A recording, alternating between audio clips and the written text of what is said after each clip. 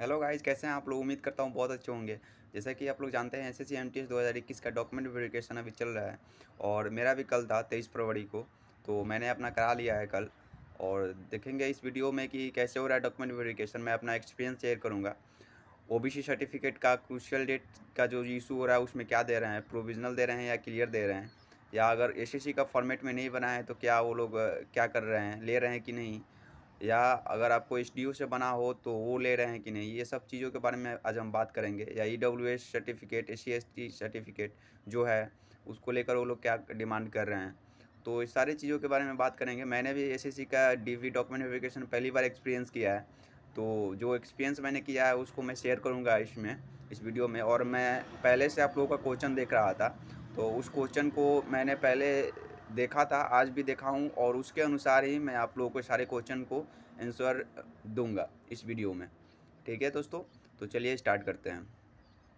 सबसे पहले आप लोगों को वहाँ पे जाने के बाद, जैसे कि एंट्री के टाइम आपके एडमिट कार्ड पे लिखा होगा, बैच वाइज उसमें लिखा हुआ है। जो बैच है वो बेसिकली एक शिफ्ट ही है, जो शिफ्ट होता है हम लोग के सीबीटी में, वहीं लिखा हुआ है। और उस पर बैच 1, बैच 2, बैच 3 करके लिखा होगा आपके।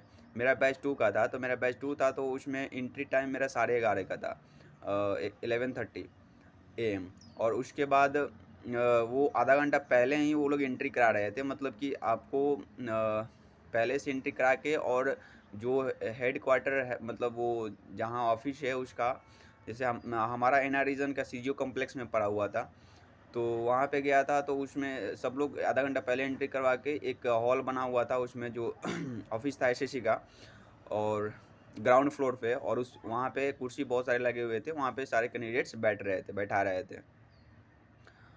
और उसके बाद वो लोग एक गेट पे एक गार्ड टाइप के एक अंकल बैठे थे। वो एक नोटबुक लेके उसमें सबका नाम लिखा हुआ था, और एक एक करके वो बोर्ड नंबर कॉल कर रहे थे। जैसे कि बोर्ड नंबर बेसिकली क्या है, वो जो हम लोग जहाँ डॉक्यूमेंट वेरिफिकेशन कराने गए ऊपर, वहाँ पे एक बहुत सारा टेबल लगा हुआ था। उसमें लगभग नहीं, लगभग क्या 16 टेबल लगे हुए थे, 16 टेबल लगे हुए थे।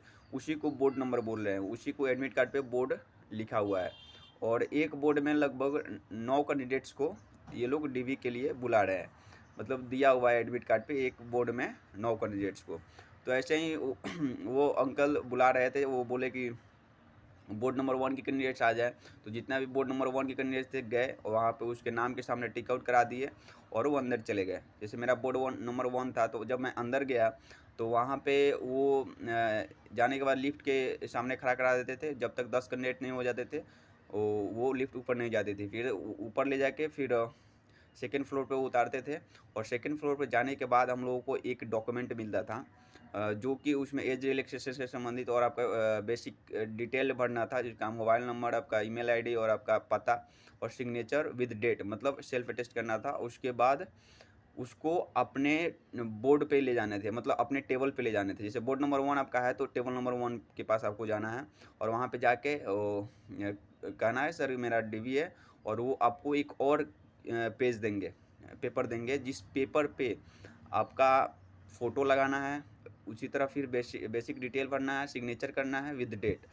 तो ये सब करने के बाद, और एक वहाँ पे एक लिखवाएंगे, जब हम लोग सीबीटी दे रहे थे, जैसे वहाँ पे वो आया था लिखने के लिए अपने राइटिंग में, वैसे लिखवाएंगे हिंदी और इंग्लिश दोनों में उसी पेज पे। तो उस पर लिखना है। ये 2 पेज मिलने के बाद आपको वेट करने के लिए चेयर पे बोला जाएगा।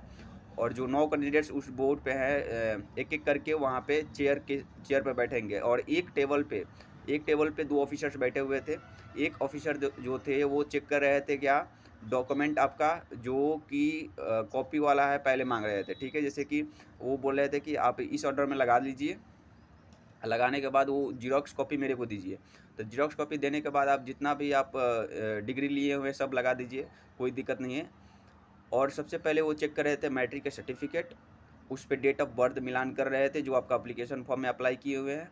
फिर वो चेक कर रहे थे ओबीसी सर्टिफिकेट या कास्ट सर्टिफिकेट, ईडब्ल्यूएस या एससी एसटी सर्टिफिकेट।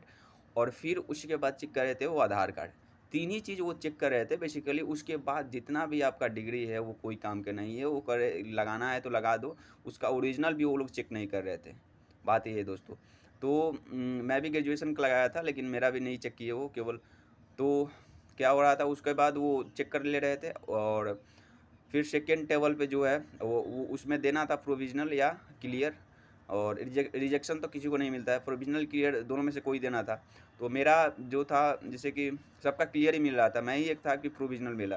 तो उसमें प्रोविज़नल मिलने का कारण क्या था दोस्तों, आप लोगों को मैंने पहले ही बताया था कि सबसे पहले वो ओबीसी जो सर्टिफिकेट है क्रूशियल डेट के पहले होनी चाहिए। और क्रूशियल डेट क्या था ओबीसी सर्टिफिकेट का, 1 मार्च 2019 से 30 अप्रैल 2022 तक, मतलब 3 साल के डिफरेंस में आपका अगर है तो कोई दिक्कत नहीं है, आपका क्लियर मिल जाएगा।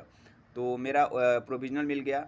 अगर आपका ओबीसी सर्टिफिकेट एसडीओ से बना हो या आपका ओबीसी सर्टिफिकेट ऑनलाइन निकला हो, उसमें उससे कोई प्रॉब्लम नहीं होने वाली है वहाँ पे। वो खुद बोले सर कि कोई दिक्कत नहीं है, आप किसी भी फॉर्मेट बना के ले जाइए। मैक्सिमम कैंडिडेट अपने फॉर्मेट में, स्टेट के फॉर्मेट में ले गए थे, मतलब कि सेंट्रल से बनवा के, सेंट्रल फॉर्मेट में, लेकिन अपना अपना स्टेट से बनवा के ले जाए थे, जो आपका आरटीपीएस की वेबसाइट है उससे निकलवा के। तो यही है दोस्तों कि आपको घबराने की ज़रूरत नहीं है, आप किसी भी फॉर्मेट में ले जाइए, एसडीओ से बना हो या डीएम से बना हो, कोई दिक्कत नहीं होगा वहाँ पे। तो दोस्तों वहाँ पे एक और चीज़ मैं भूल गया, वहाँ पे जाने के बाद जो जिस टेबल पे हम लोग जो रिपोर्ट की है उसमें जितने भी कैंडिडेट्स थे सारे का फ़ाइल रखा हुआ था, 9 फ़ाइल थी, और एक-एक फ़ाइल करके उसमें से निकाल के जो फ़ोटो चिपकाने वाला जो था, निकाल के दे रहे थे, उसी में से दे रहे थे। तो उसी को भरना, उसी पेज को दूसरा नंबर पे जो पेज दे रहे थे ना, उसी फ़ाइल में से निकाल के दे रहे थे, और उसमें और सब डिटेल्स आपकी थी। और फिर ये डॉक्यूमेंट वेरीफाई करने के बाद अब ये प्रोविज़नल या क्लियर दे देते थे और दूसरे ऑफिसर को बढ़ा देते थे। और वो एसएससी की वेबसाइट पे जो जैसे हम लोग मार्क्स चेक करते हैं ना, जो एसएससी की वेबसाइट पे, और जो बेसिकली एसएससी की वेबसाइट है, हम लोग हमेशा जो विजिट करते हैं, वैसे ही वेबसाइट था एकदम सेम टू सेम। बस उनको ऑफिसर के लिए उनका एक डॉक्यूमेंट वेरिफिकेशन सेक्शन था, उसमें वो लोग खोल के पूरा लॉगिन आईडी करके उसमें सब हम लोगों का क्या कर रहे थे, जो डिटेल था वो भर रहे थे, प्रोविज़नल मिल रहा है या क्लियर मिल रहा है। मेरा प्रोविज़नल मिल रहा था तो मेरा प्रोविज़नल, और उसका प्रोविज़नल का कारण भी बताना था। तो मेरा प्रोविज़नल कारण बताए थे issuance of OBC certificate beyond 30/4/2022 ऐसे बोले, लिखे उसमें। तो यही था दोस्तों कि आप लोगों का प्रोविज़नल मिलने का कारण एक ही हो सकता है कि आपका सर्टिफिकेट जो है ईडब्ल्यूएस ओबीसी एससी से जो बियॉन्ड डेट होना चाहिए, बियॉन्ड डेट नहीं होना चाहिए, पहले का होना चाहिए, और तो वो कोई दिक्कत नहीं होगा, आप लोगों का क्लियर मिल जाएगा। और जिनका नाम, 1-2 बच्चे का नाम गलत था, तो वो एफिडेविट बना के लेके आए थे कोर्ट से वहाँ पे, तो वो देख रहे थे एफिडेविट, और उसको उनको भी क्लियर मिल जाता, प्रोविज़नल नहीं मिल रहा था। ठीक है दोस्तों? और उसमें उससे कोई प्रॉब्लम नहीं होगा। तो अगर आपके सर्टिफिकेट पे ओबीसी सर्टिफिकेट हो या कोई भी डॉक्यूमेंट हो, आपका नाम गलत है, तो एक एफिडेविट आप बनवा लीजिएगा कोर्ट से और उसको ही लेके जाइएगा, तब कोई दिक्कत नहीं होगा वहाँ पे। ठीक है फ्रेंड्स? और उसके बाद जब वो पूरा एंट्री फिल कर देते थे, तो वो एक प्रिंट आउट निकाल के आपको देते थे, जो बेसिकली 3 पेज का होता था।